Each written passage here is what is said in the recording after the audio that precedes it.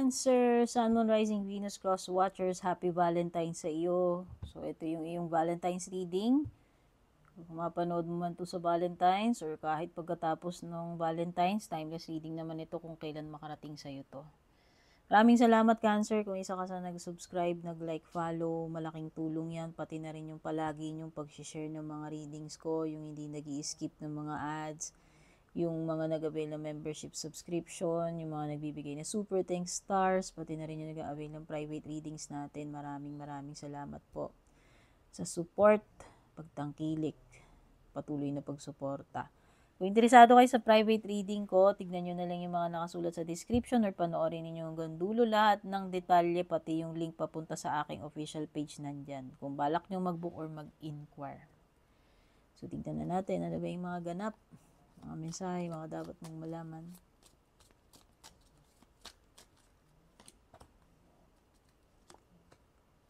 O, yung iba dito, may introvert energy dito.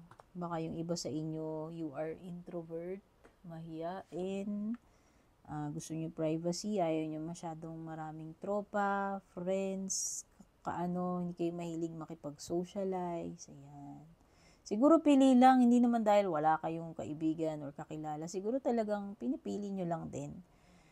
So, yan.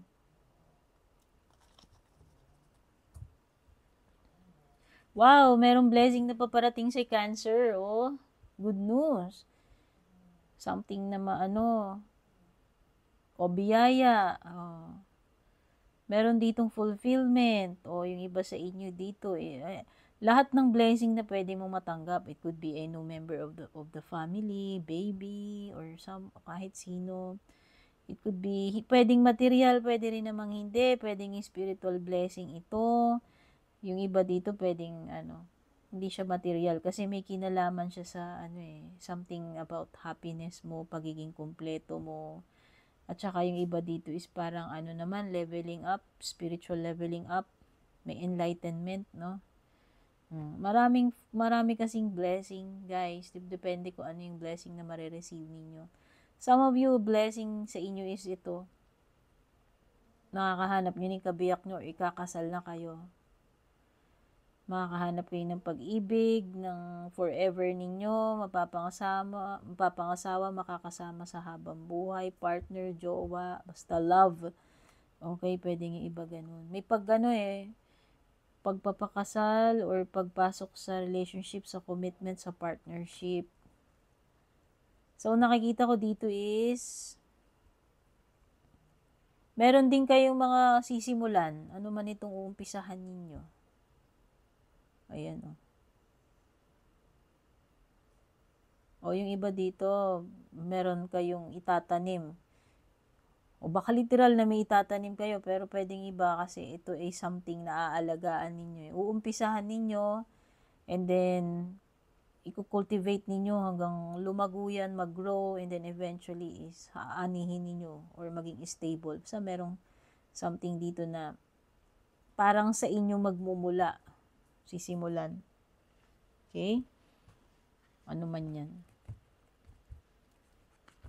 It could be a business, it could be a new connection, anything.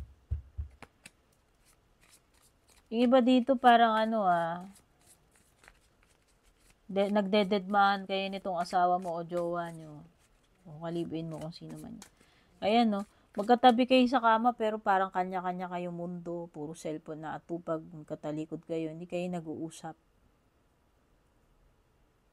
Alam mo yon, yung magkasama kayo sa isang bahay, jowa mo man yan o hindi, kapamilya mo man yan, kapatid mo or whoever, na parang, oo nga, nakikita kayo doon, kasama kayo sa isang lugar, workplace man yan, bahay, pero parang deadmahan kayo, hindi kayo nagpapansinan. So, ibig sabihin, may iringan o may problem kayo neto. Meron kayong gap.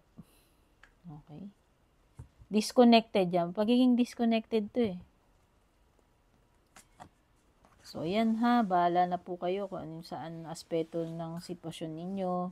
Nagtutugma yung reading. Pwedeng sa love life nyo, sa family nyo, sa sarili nyo, sa career nyo. No? Hindi ko po kontrolado yung mga yan. Hindi ko rin kontrolado kung ito ay tapos na, nangyayari pa lang or mangyayari sa inyo. Pwede ring masagap yung energy ng ibang tao na kakonect nyo rito. Okay?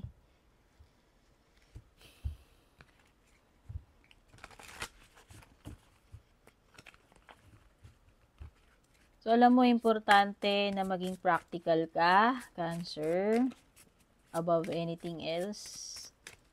Siguro mas pipiliin mong maging practical or pwedeng yun yung sitwasyon na yun yung approach na kailangan dito sa sitwasyon na ma-encounter mo, which is maging practical.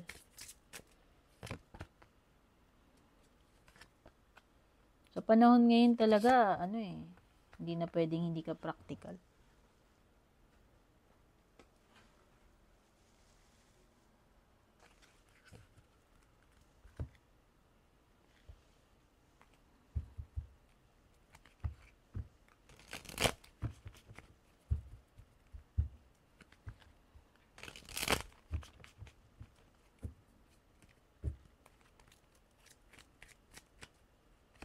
Meron talagang pagtatanim dito, pag-garden or pagsasaka o ano man yan, prutas, gulay. Meron kasi ditong pagtatanim, ayan, o field. So, nakikita ko, pag sinabi natin pagsasaka, pagtatanim, it's hard work, Cancer. Something na talagang dapat dedicated ka dun. Masipag ka, pagtsatsagaan mo yun, araw-araw, didiligan mo, tututukan mo, sikasuin mo, alagaan mo. Yun yung nakikita ko. Ano mang situation yung tinutukoy dyan. Merong mga namumuong speculations dito, no? So, pwedeng mga, chika-chika, bali-balita, haka-haka. Pag sinabi nating speculation, hindi pa siya proven. So, pwedeng mga theories pa lang yan.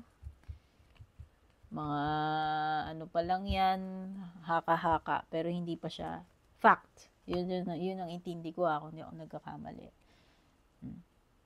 So, there is domination card also, which means ikaw yung nangingibabaw dito kung ikaw man yung dominating energy dito. Oo. So, ikaw ang mananaig. Basta meron something dito na siya yung superior. Okay? So, you will dominate. Yun lang yung nakikita ko. Siguro, ang lakas ng lakas ng powers mo, ng energy mo this month na ano mang situation yan ikaw yung mag-excel dyan, ikaw yung magdo-dominate dyan. Okay? So, good for you kung ikaw yun. Or, it could be someone who overpowering you. It could be a situation, it could also be a person na parang siya yung dominating dito, kung sino man niya, kung hindi man ikaw yan. So, kung hindi ikaw yan, di may ibang taong mas superior, siya yung nagdo-dominate, no? Kumbaga, sa industry na ganito, sino yung pioneer? Kami yung nangingibabaw dyan, o kami yung company namin yung niyan, may hawak niyan, kami yung siga dito, for example, pwedeng mga ganun. Okay? Sabi ko nga, pwedeng tao, pwede ring hindi. Pwedeng sitwasyon siya. So, there is a situation here that calls for your originality. So, I guess, these two cards are related, somewhat related, Cancer, kasi itong domination and originality, feel ko lang parang magkakonect sila. So, yan, if meron ka mang bagay dito na kinukultivate mo, inaalagaan mo, nag-i-invest ka dito, nakikita ko na ikaw ang magdo-dominate dyan kasi may originality ka. Yun yung hawak mo. Ang galing ng ideas mo, ikaw pa lang ang nakaimbento ng ganyan, ikaw pa lang nagsimula ng ganyan, and yan yung inaalagaan mo, pinagtatrabahuan mo right now, kung ano man yung tinutukoy dyan, no? And then, when it comes to your love life, you have here devilish, self-righteous, dream world, and brief affair. Oh. So, kung meron ka mang pag-ibig ka connect, sabi kasi dito, maiksi lang itong na to, connection or relationship na to. Baka problematic itong person mo. Ibig sabihin, baka walang nagtatagal dito. O pwedeng ikaw din naman. Baka wala rin naman nagtatagal na relationship sa'yo. Hindi naman ibig sabihin, no, na kontrabida ka, masama ka agad. Pwede rin naman kasing matino ka talaga. Kaya lang, alam mo yun, pwedeng inaalat lang talaga yung love life mo na walang nagtatagal. O pwede namang napupunta ka sa maling person, sa maloko na person. Basta kung meron man daw magkakaroon ng connection dito, is maiksi lang. Napakaiksi lang ng magiging ugnayan ninyo nitong person na to. Or kung halimbawa, na-involve man siya sa iba, kung nagkaroon man ng third party. No? If ever lang ha, case-to-case scenario lang yun, nabanggit ko lang.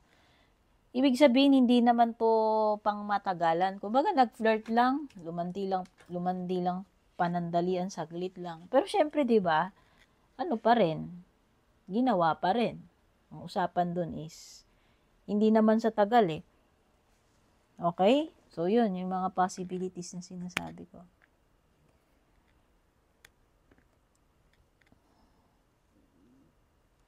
Alam mo, this person,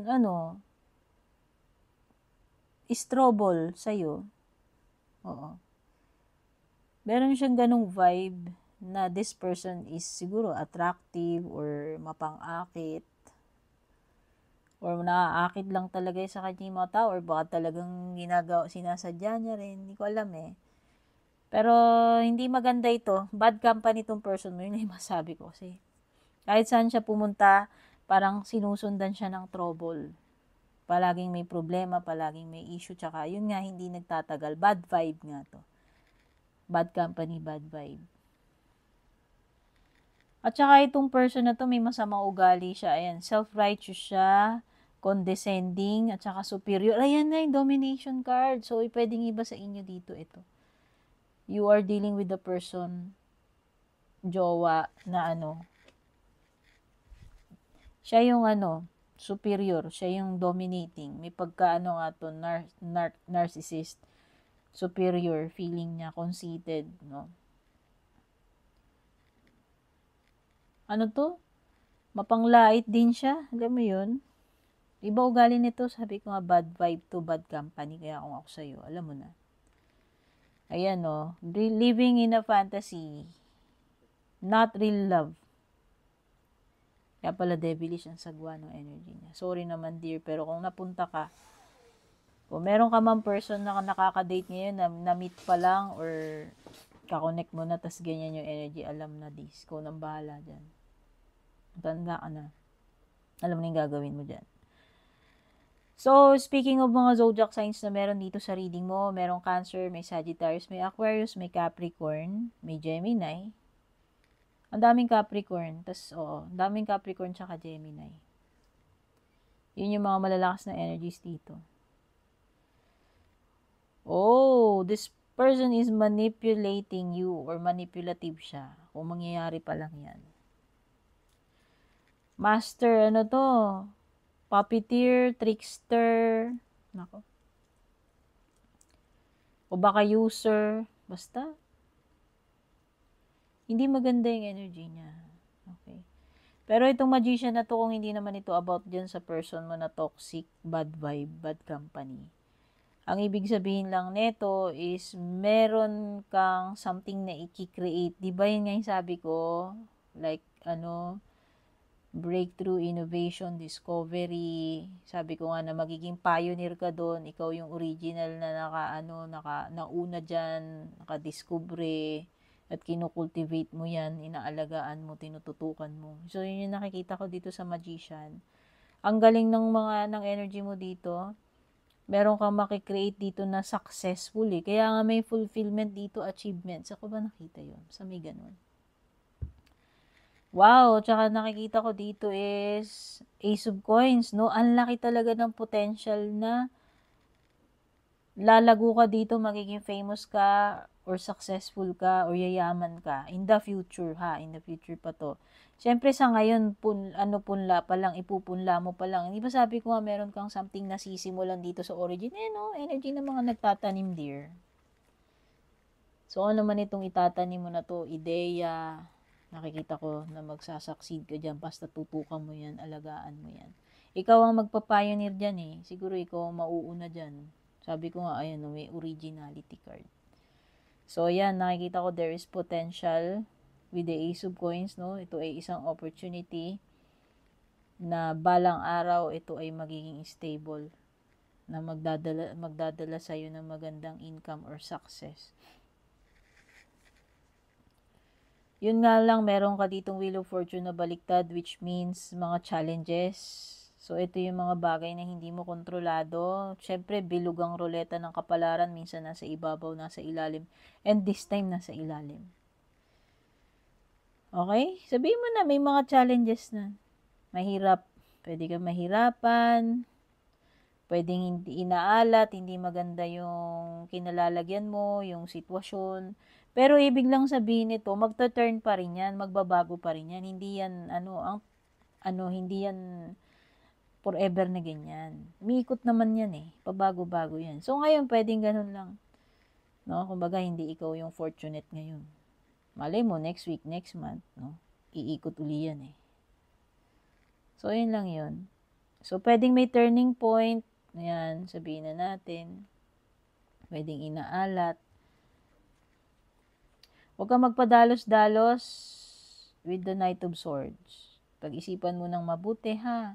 Huwag impulsive. Huwag magmamadali. Huwag pabigla-bigla. Oh, you could encounter a person who is bastos. Or walang prenong bunganga. Oh, pwede kang ma-offend, masaktan dito, merong alaskador na nagpo-provoke, bully. Ayan.